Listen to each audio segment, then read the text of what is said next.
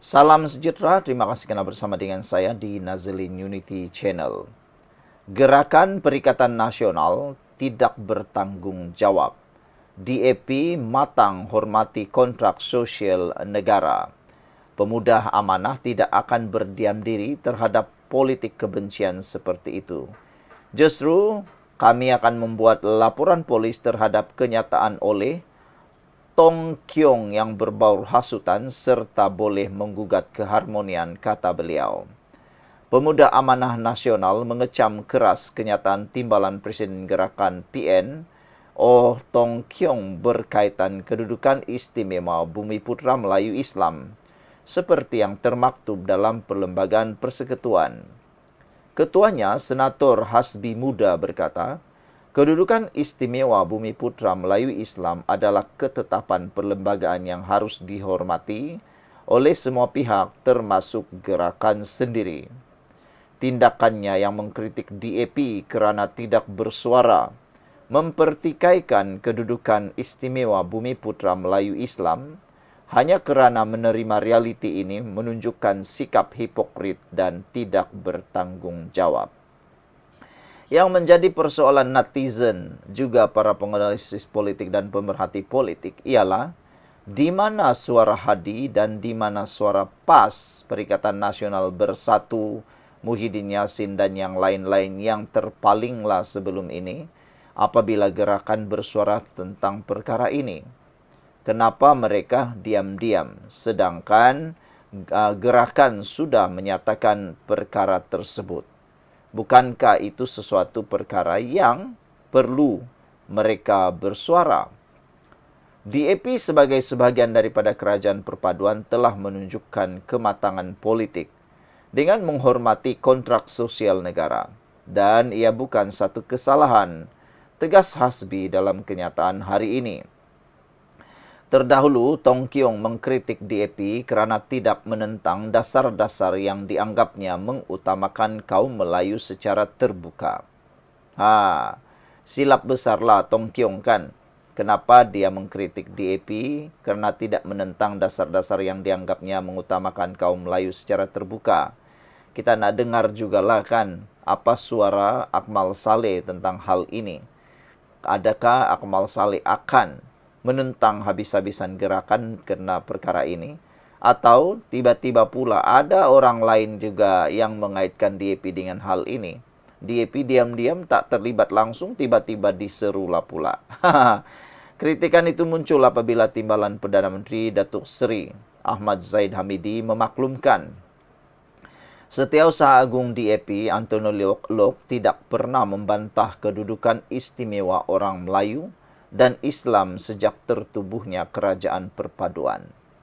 Tong Kiong turut mengecam DAP kerana berdiam diri mengenai dasar Islamisasi yang bercanggah dengan imej parti tersebut sebelum ini.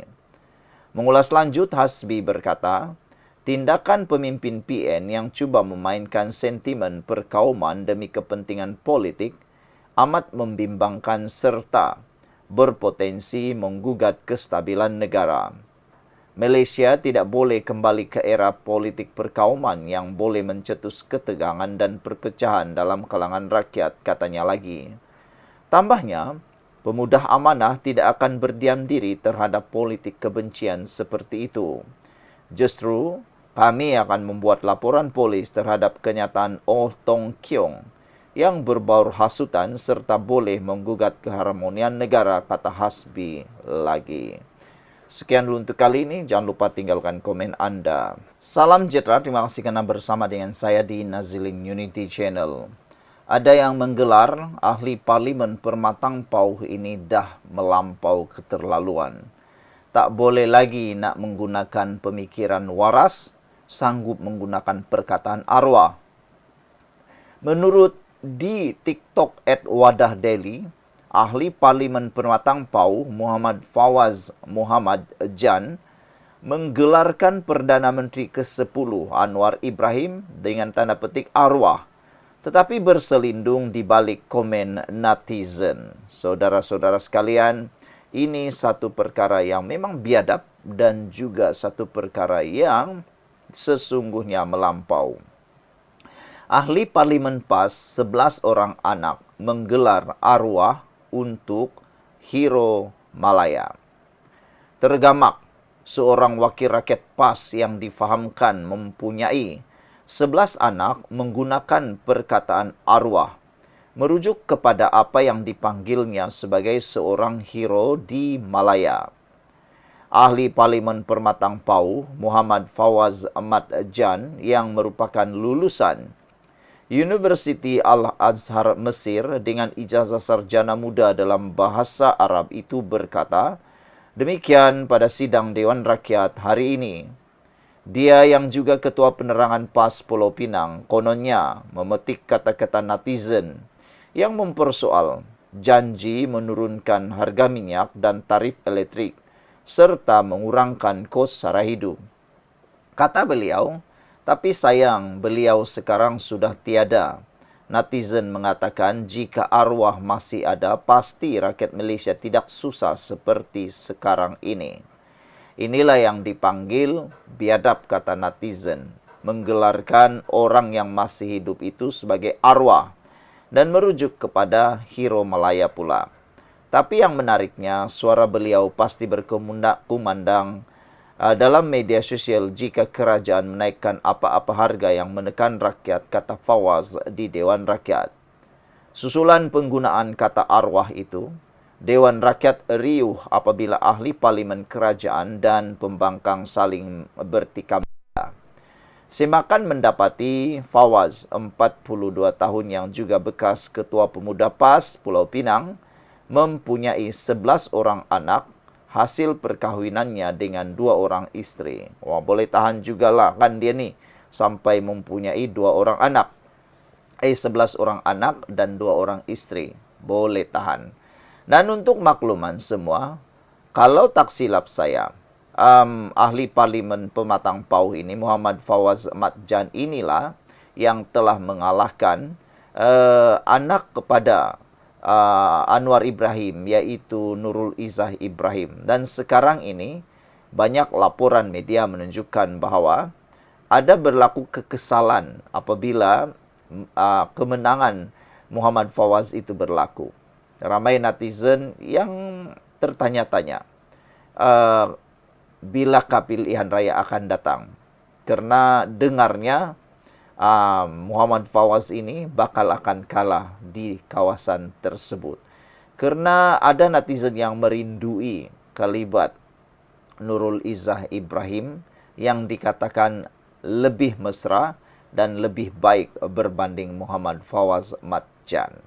Saudara-saudara sekalian, ada banyak cara lagi lah sebenarnya untuk menjatuhkan pepimpinan seseorang, untuk menjatuhkan Anwar Ibrahim. Tetapi penggunaan perkataan arwah untuk mewakili Hero Malaya yang mungkin merujuk kepada Anwar Ibrahim ini satu perbuatan yang tidak beradab, yang melampau dan kurang ajar.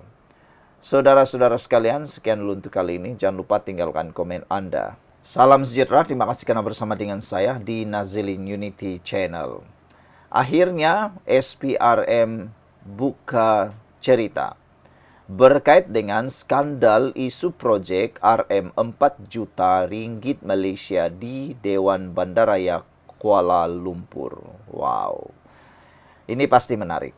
Suruhanjaya Pencegahan Rasuah Malaysia SPRM tidak mahu bertindak terburu-buru dalam isu pemberian projek bernilai 4 juta ringgit berkaitan Dewan Bandaraya Kuala Lumpur di BKL kerana ia membabitkan dakwaan yang dibuat melalui media sosial.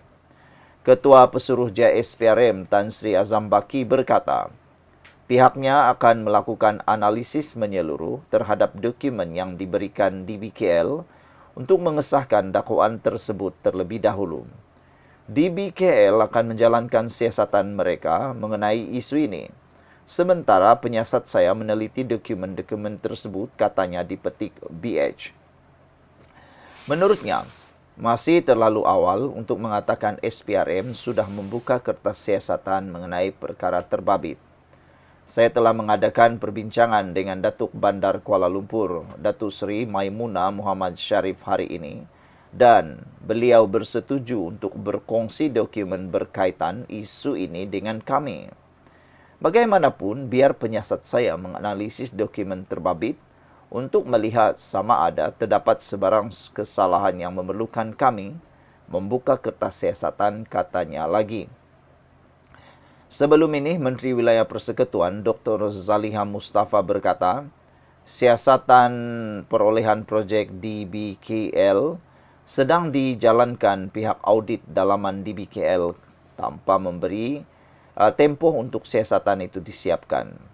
Zaliha berkata siasatan itu akan membabitkan semua pihak termasuk memanggil ahli lembaga penasihat Datuk Ablin Sauki yang dikatakan mempunyai kaitan dengan perolehan projek itu untuk memberi keterangan. Saudara-saudara sekalian, isu ini makin hari makin panas. Dan kita harapkan pihak SPRM dan Dewan Bandaraya Kuala Lumpur akan segera dapat menangani isu ini, akan segera dapat menyelesaikan isu ini sebelum ianya menjadi lebih membara.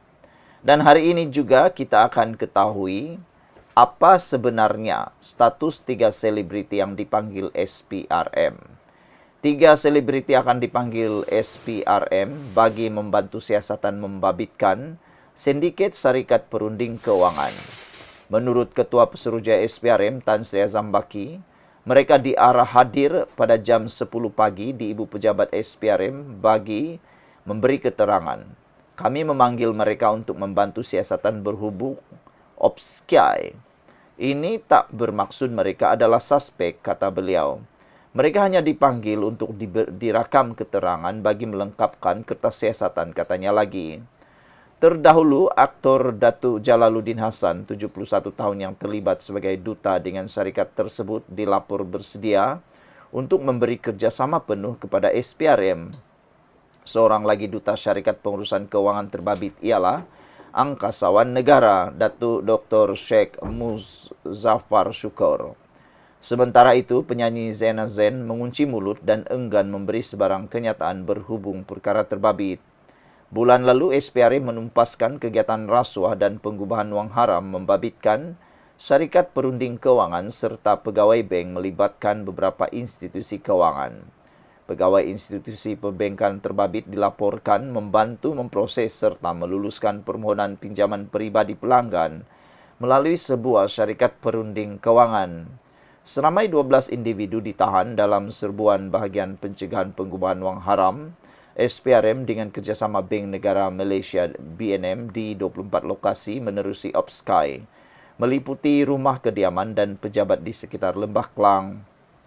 Sebanyak 700 juta ringgit pinjaman diluluskan kepada penjawat awam dan modus operandi dipercayai mempunyai unsur rasuah dan pengubahan wang haram.